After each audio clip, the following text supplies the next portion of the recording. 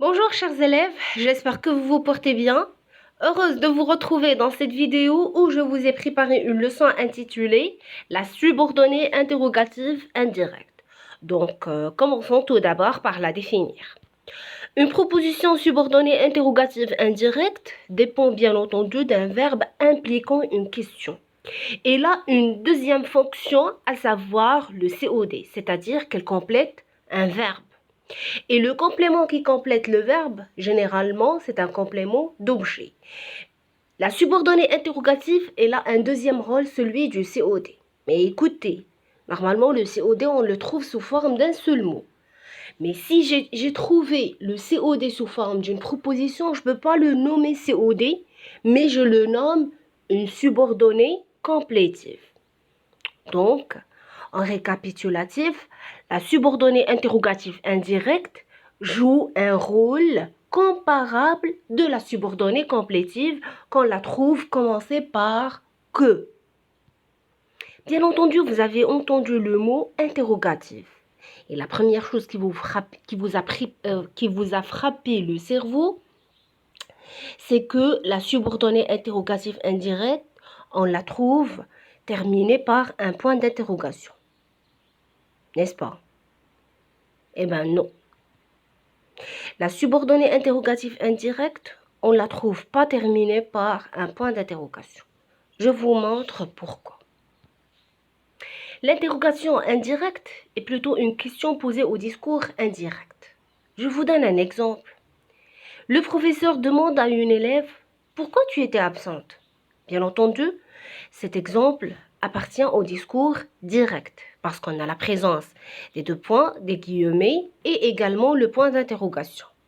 Si je voulais par exemple transformer cette phrase au discours indirect, comme on a déjà étudié, on commence tout d'abord par réécrire la phrase introductrice telle qu'elle est. Le professeur demande à une élève.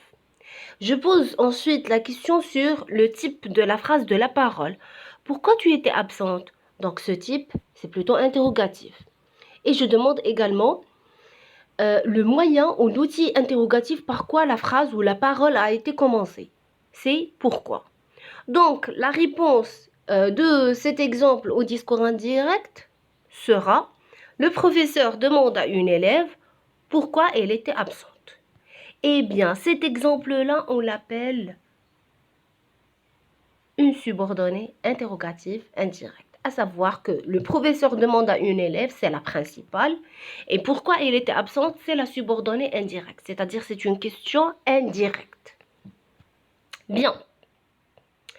Donc, toujours dans la parenthèse de la définition de la subordonnée interrogative, on la trouve, comme on l'a dit, précédée d'une principale.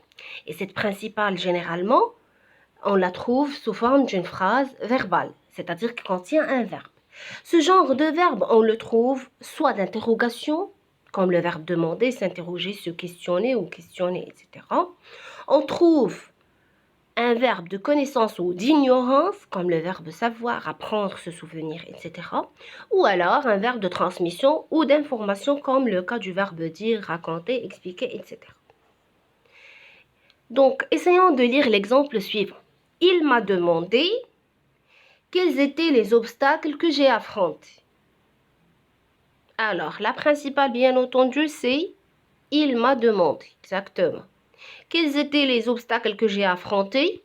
C'est la subordonnée interrogative indirecte. Très bien. Je reviens avec vous à une leçon qu'on a déjà étudiée, à savoir les deux types d'une question ou les deux types d'une interrogation. Je parle de l'interrogation totale lorsqu'on a une question à laquelle on peut répondre soit par oui ou par non. C'est-à-dire que je n'aurai pas besoin de justifier ou de détailler ma réponse. Alors que le deuxième type qui demande un certain détail, on le nomme partiel. C'est-à-dire, je ne peux pas répondre par oui ou par non, mais plutôt je donne une réponse, soit sur le sujet, soit sur la cause, soit sur la manière, le temps, le lieu, etc. Par exemple, si j'ai dit à quelqu'un comment tu t'appelles, il ne peut pas me répondre oui ni non, mais il doit me répondre par son nom. Si j'ai posé une question à quelqu'un, où est ma trousse? C'est-à-dire que je demande le lieu où se trouve ma trousse. Il ne peut pas me dire oui, mais plutôt il va me montrer le lieu où il va me dire tout court, je ne sais pas. D'accord? Bien. Alors là, il est temps de connaître les différents subordonnants interrogatifs. Bien entendu, si on a une question totale, c'est-à-dire à laquelle on peut répondre par oui ou par non, et généralement cette question totale, on la trouve soit commencée par est-ce que, soit par l'inversion de sujet, soit par une phrase simple terminée par un point d'interrogation.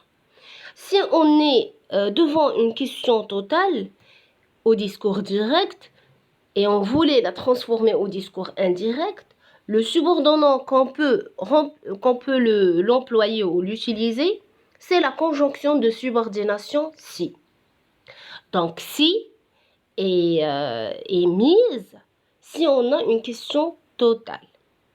Par contre, si on a une question partielle, on aura besoin soit des pronoms interrogatifs tels que qui, ce que, quoi, lequel, etc., soit des adverbes d'interrogation ou des adverbes interrogatifs tels que où, quand, comment, combien, pourquoi, etc. Alors, l'interrogation indirecte, comme je vous ai déjà dit dans la phase de la définition, qu'elle a un deuxième rôle du complément d'objet, c'est-à-dire qu'elle complète un verbe. Je vous donne un exemple. Je me demandais pourquoi il ne nous a pas rejoints à la réunion.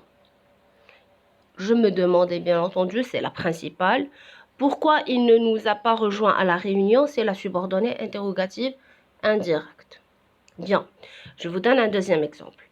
Je ne sais où je dois aller. Je ne sais, bien entendu, c'est la principale. Et la subordonnée, c'est où je dois aller. La principale ne peut pas être complet au niveau du sens, c'est-à-dire elle aura besoin de la subordonnée pour qu'elle lui complète le sens. Si je prends le premier exemple, je me demandais, je ne peux pas dire je me demandais point, le sens est incomplet. Donc je me demandais quoi? Eh bien, je me demandais pourquoi il ne nous a pas rejoints à la réunion. Je ne sais quoi, où je dois aller. Eh bien, pourquoi il ne nous a pas rejoints à la réunion et où je dois aller porte la fonction de la subordonnée complétive. C'est-à-dire, ces deux propositions, ils ont le même rôle d'un COD. La principale, c'est je me demandais, je ne sais. La subordonnée ou les subordonnées, ce sont pourquoi il ne nous a pas rejoints à la réunion et où je dois aller.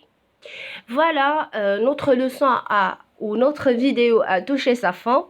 J'espère que j'étais assez claire dans mon explication. Si vous aurez besoin de plus d'explications, vous avez des commentaires ou même des critiques, je serai à votre attente. Prenez soin de vous. Au revoir.